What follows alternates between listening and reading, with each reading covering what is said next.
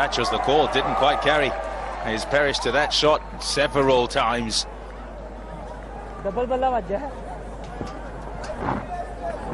Heart would have been in his mouth, that's for sure. Fell short of deep square leg.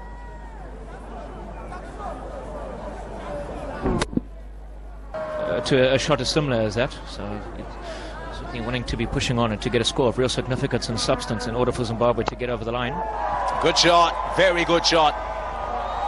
Easy as you like from Brendan Taylor. He's been struggling to middle it. This one in the slot, and a good lofted drive over the offside for 4.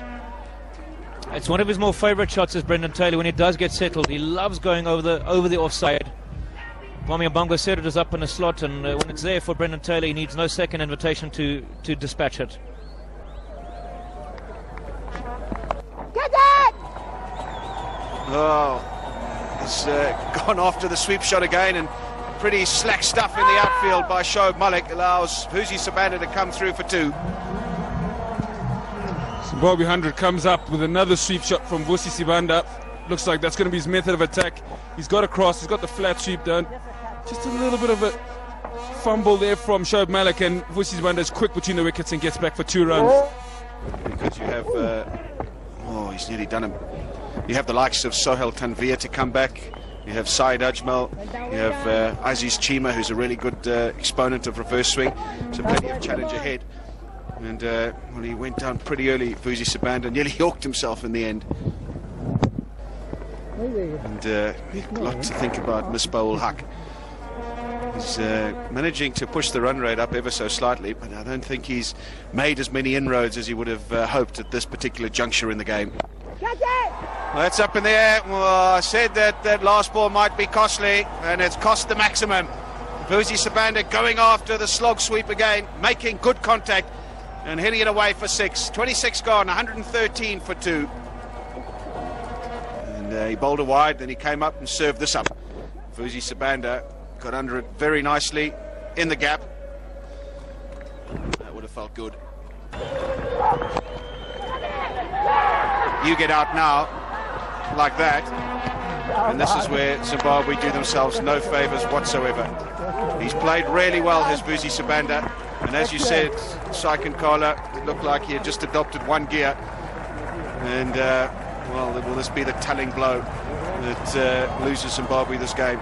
He's injured, Vusi Sibanda. He's not going anywhere. What he's done is he's got an inside edge onto the calf, I would imagine, and he's unable to leave the field, but he's going to have to, and not retired, but he's going to be out, caught and bowled.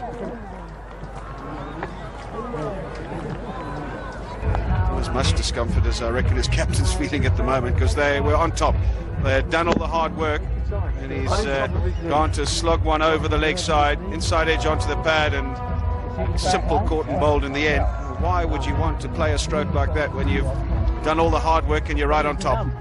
Now it's making his way back, and that brings Tatenda Taibu to the crease. Very experienced campaign, 142 games for him, best of 107, and he's going to need to form some sort of partnership here with Captain Taylor.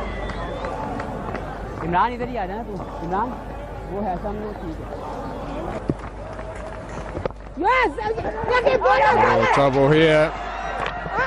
Has to be close.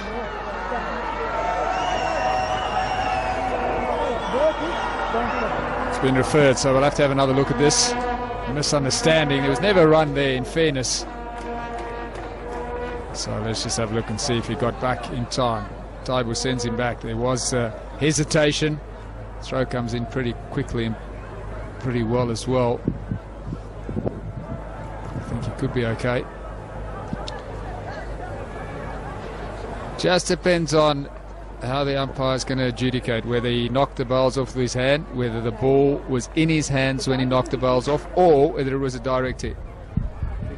I think he's safe. I don't think he had the ball in his hands when he broke the stumps. A clean gather and a removing of the bowls that way would have resulted in a dismissal, but he didn't have the ball in his hands when he broke the stumps. That's gone high up into the air, and this time a fielder is nowhere near it because it's landing in the groundsman's equipment.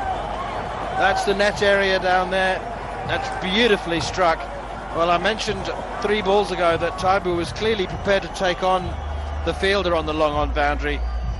You heard Ramiz say that he reckons that Shoaib Malik is the man to target, and that one has come straight out the middle. Top hit on that, I think. It's outside the line. Brendan Taylor gone for the big sweep shot. The umpire agrees that he got a little top edge.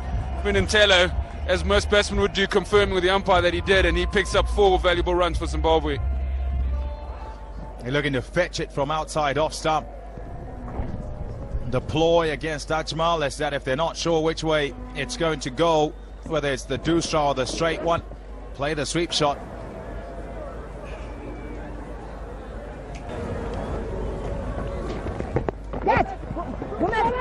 Come on, Sid, Beating the man, it'll be a couple of runs. And 1. And he gets to 50, Brendan Taylor. He's played well, struggled at the start. Brendan Taylor, he's gone to 50 and it's off 76 balls. Now needs to keep going for his side.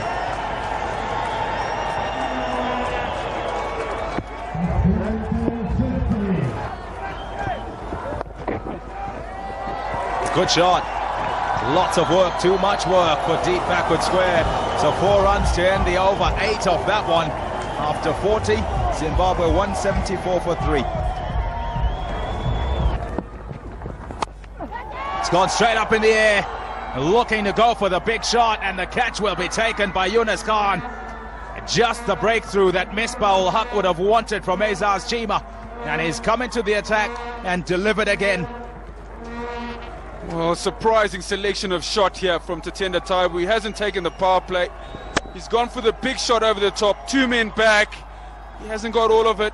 And the field, like Yunus Khan easily under it, taking another wicket for Aziz Chima. Tatenda Taibu goes for 26. Zimbabwe 174 for 4. Brings in Malcolm Waller into the side today because he can bowl and bowl some. He can bat and bowl some off spinners.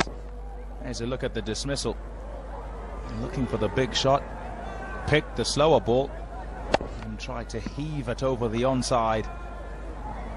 Certainly didn't come out the middle of the bat, and it was a simple catch for Yunus Khan.